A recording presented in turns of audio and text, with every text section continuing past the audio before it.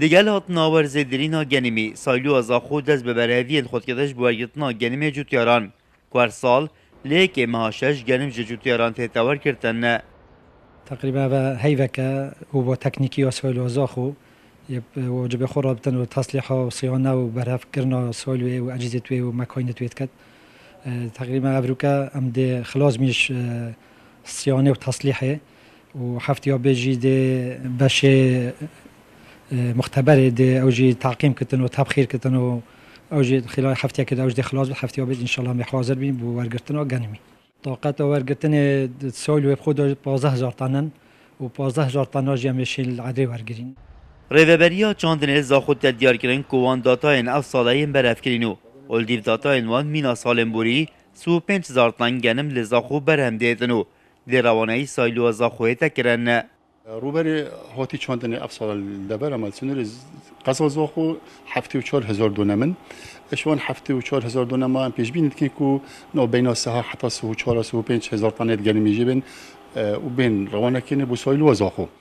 روشا گنی من ماجک در همیشه گلک باشن هم پیش بینید که به رابطه گنی من ماجک به درجه کو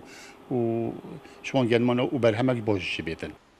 سایلو زاخول سال 1980 هاتیه دکرنو. سو 7 سال سرجیه و آمیر نوی در بازبینو. سالانه سغبیلی وان آمیرات هدکرن. اجبونده چه زیان و نکردن. چونکه در کتنا ایک چریسک آگیری مطرسیا تقینا سایلوی هیا گزیان تقینا و جزیان تینتک مازنترن سالانه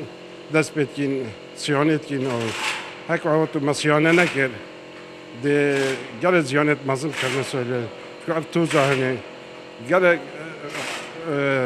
قایمترش باریته یعنی که به فرقی ها نبین باریت و توزیع بکی توز جیترت فقطش باریته یعنی زیانه که بعضی حتی باجر زاخو همیه جیو دور برد سایلو همیه جی یک پارچه تین میدید این 10-11 کیلومتر ایچوی پارچه تناجی مثلا یعنی نه پارچه بچی